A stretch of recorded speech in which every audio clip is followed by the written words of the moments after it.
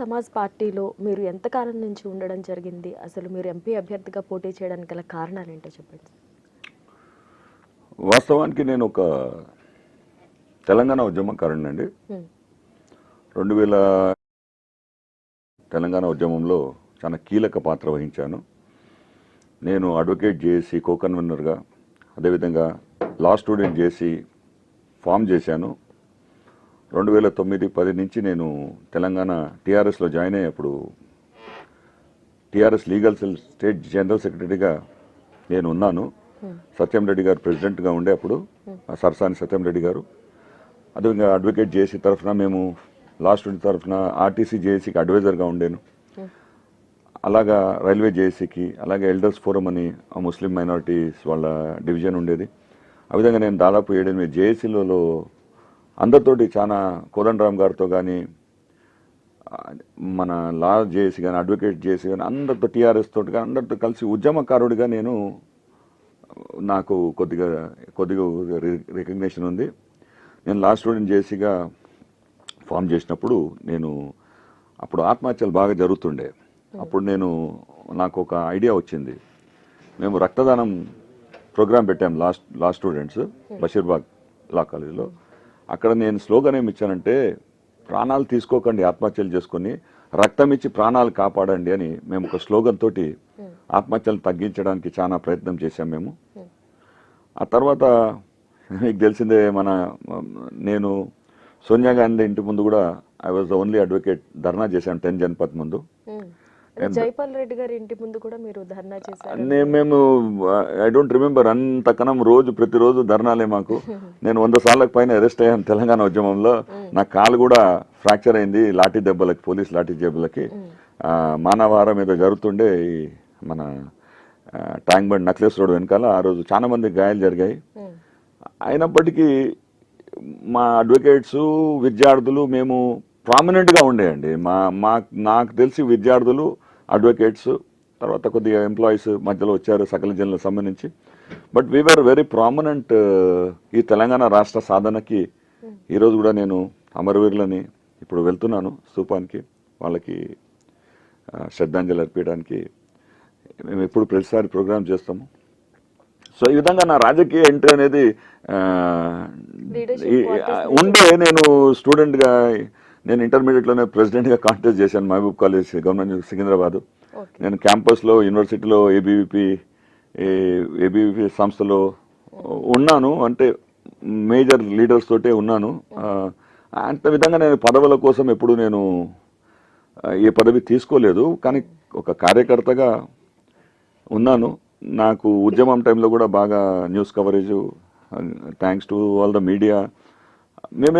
మేము ఏం చేయదలుచుకున్నాము, తెలంగాణ రాష్ట్రాన్ని ఎట్టి పరిస్థితుల్లో మేము సాధిస్తామనే నమ్మకం మాకుండే. అది కాకుండా మేము కేసీఆర్ గారిని కూడా ఆయన యొక్క ఆ టైంలో ఫాలో అయ్యాము. అంటే నేనే కాదు, మొత్తం తెలంగాణ రాష్ట్రం అంతా అన్ని రాజకీయ పార్టీలను ఒక చోట సమీకరించి ఆయన ఈ ఉద్యమం చేసుకుంటూ ముందుకెళ్ళి ఆ క్రెడిట్ ఆయనకే ఉంటుంది ఎప్పటికీ. Though I mean BSP.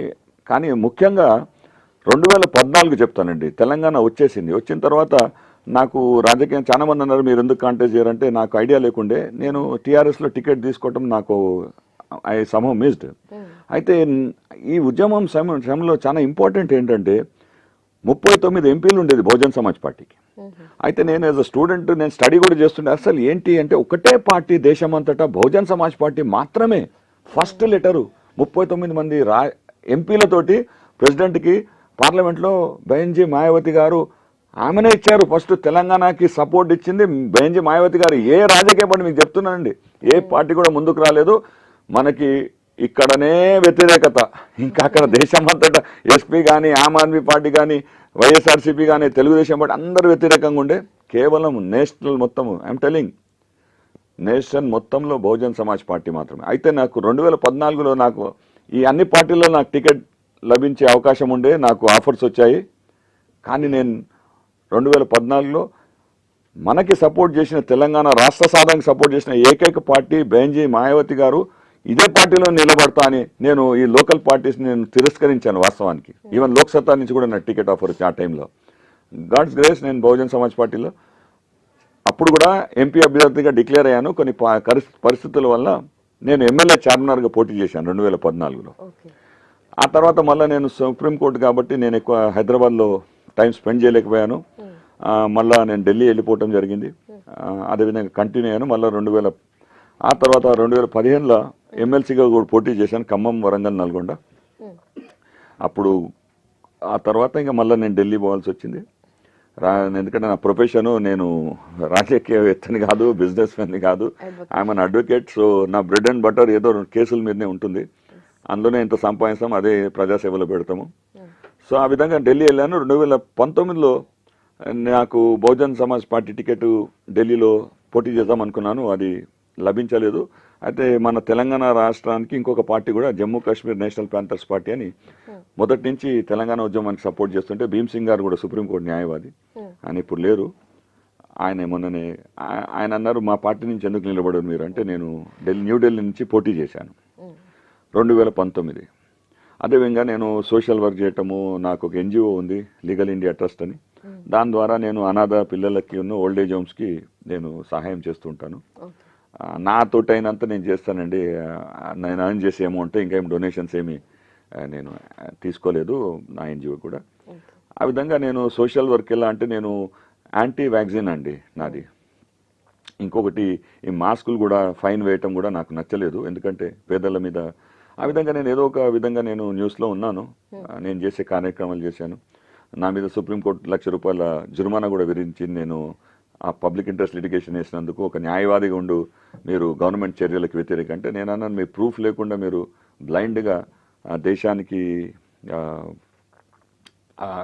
Lockdowns కానీ ఇలాంటివి అప్రజాస్వామ్య చర్యలతోటి మన డెమోక్రటిక్ రైట్స్, కాన్స్టిట్యూషనల్ రైట్స్ ఏవైతే బాబాసాహెబ్ అంబేద్కర్ గారు కాన్స్టిట్యూషన్లో ప్రొవైడ్ చేశారో, విరుద్ధంగా, కాన్స్టిట్యూషన్ విరుద్ధంగా ఏది చేసినా మేము దాన్ని ఛాలెంజ్ చేస్తాము. మేము అదేవిధంగా మేము బహుజన్ సమాజ్ పార్టీకి, అంటే ఇప్పుడు పొలిటికల్ ఇష్యూ కాబట్టి, ఈ బహుజన్ సమాజ్ పార్టీలో మళ్ళా నాకు అదృష్టము, బెంజీ గారు నాకు హైదరాబాద్ టికెట్ ఇవ్వటం కూడా నేను చాలా అదృష్టంగా భావిస్తున్నాను. మన రాష్ట్ర నాయకులు దయానంద్ గారు, నాకంటే జనరల్ సెక్రటరీ ఆయన, వైస్ ప్రెసిడెంట్ ఆయన, నాకు ఇక్కడ చాలా రోజులైంది కాబట్టి గ్యాప్ వచ్చేసింది. ఆయన నాకు లేదు కృష్ణ చాలా కష్టపడతాడు, చార్మినార్లో కూడా బాగా ఉద్యమం, ఎలక్షన్ బాగా కొట్లాడాము ఆ రోజు. మా వల్ల దేశమంతటా ఎంఐఎం వాళ్ళు కూడా మాతో టైప్కి జరిగింది అప్పుడు నా ఎలక్షన్ తర్వాత. సో ఈ విధంగా నేను బహుజన్ సమాజ్ పార్టీని ఎప్పుడు ఒకసారి ఎంచుకున్నాను, మళ్ళీ కూడా అదే ఎంచుకున్నాను. ఈసారి కూడా నాకు వేరే పార్టీస్లో కూడా అవకాశం ఉండే, చిన్న పార్టీస్లో. కానీ నేను మళ్ళీ ఇదే పార్టీ, ఎందుకంటే నాకు కంటిన్యూటీ రాజకీయంగా ఇవాళ రేపు జంపింగ్ ఎక్కువ ఉంది. So I'm happy that I'm contesting. అదేవిధంగా నేను నా లైఫ్ని ప్రజాసేవకే డెడికేట్ చేస్తున్నాను. అంటే నాకు 2019లో కూడా ఈ కాన్సెప్ట్ తెలీదు. ఈరోజు అది బహుజన వాదముకి నేనున్నాను, కట్టుబడి ఈ పార్టీలో ఉన్నాను. ఏముందండి మా పార్టీ వాదన చాలా మంచిది, అందరూ ఈక్వల్గా ఉండాలి, సర్వజన హిత సర్వజన సుఖ అని మా పార్టీ నినాదం. సో అందరికీ హెల్ప్ఫుల్గా ఉండాలి, అందరికీ సహాయం చేయాలి.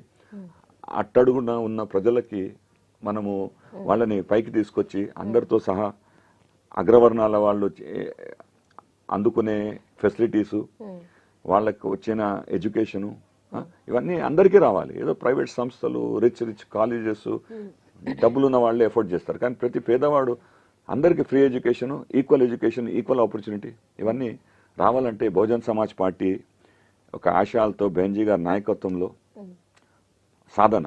మీకు 2 విషయాలు చెప్తానండి. ఒకటి ఏమంటే, ఫస్ట్ మనకి ఎస్సీ ఎస్టీ బీసీ మైనారిటీస్ అని అంటాం మేము బహుజన్ సమాజ్.